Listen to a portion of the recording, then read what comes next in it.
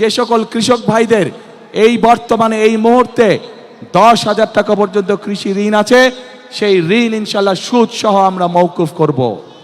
আমরা মা বোনদের হাতে, গৃহিণীদের হাতে যেমন ফ্যামিলি কার্ড পৌঁছে দিতে যাই, ঠিক একইভাবে আমরা কৃষক ভাইদের কাছেও কৃষি কার্ড পৌঁছে দিতে চাই। বিএনপি সরকার গঠন করলে বাংলাদেশের প্রত্যেকটি গৃহিণীর কাছে, প্রত্যেকটি মায়ের কাছে আমরা ফ্যামিলি কার্ড পৌঁছে দিব। যেই ফ্যামিলি কার্ডের মাধ্যমে আমরা দেশের নারী সমাজকে ধীরে ধীরে স্বাবলম্বী করে গড়ে তুলতে চাই, যাতে করে এই নারী সমাজ কারো প্রতি মুখাপেক্ষী হয়ে তা না থাকতে হয়, যাতে করে তারা নিজেদের পায়ে নিজেদের দাঁড়িয়ে যেতে পারে। আজকে বাংলাদেশের তাবৎ মা বোনদেরকে বলবো আমি, যারা আপনাদেরকে এইভাবে অপমানিত করে তাদেরকে আপনারা কিভাবে জবাব দেবেন, আজ সেই সিদ্ধান্ত নেবার সময় এসেছে। প্রিয় ভাই বোনেরা, শুধু তাই নয়, চিন্তা করে দেখুন, তাদের দলেও কিন্তু নারী কর্মী আছে। আজ তাদের দলের নারী কর্মীতে আমাদের প্রশ্ন,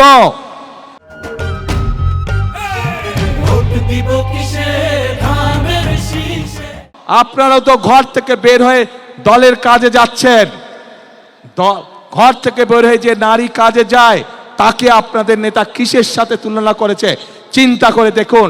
তাহলে আমাদের প্রশ্ন, ওই দলের যারা নারী সদস্য আছে তাহলে তাদের প্রকৃতি পরিচয় কি? তাদের নেতার বক্তব্য অনুযায়ী তাহলে তাদের প্রকৃতি পরিচয় কি?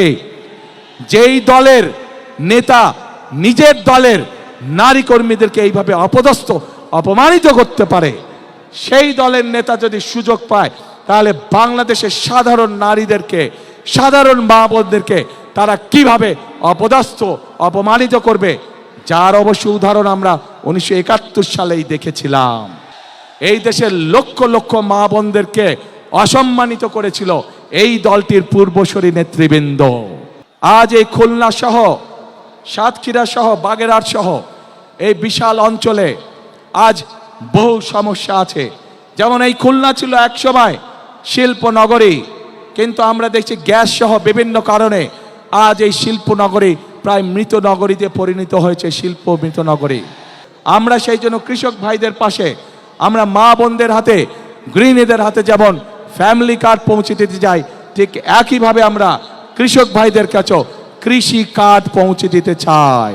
শুধু কৃষি কার্ড না, এই কৃষি কার্ডের মাধ্যমে যেমন তার ঋণ পেতে সুবিধা হবে, এই কৃষি কার্ডের মাধ্যমে সেই কৃষক ভাইয়ের হাতে আমরা যেমন প্রয়োজনীয় কীটনাশক, বীজ, সার পৌঁছে দেব।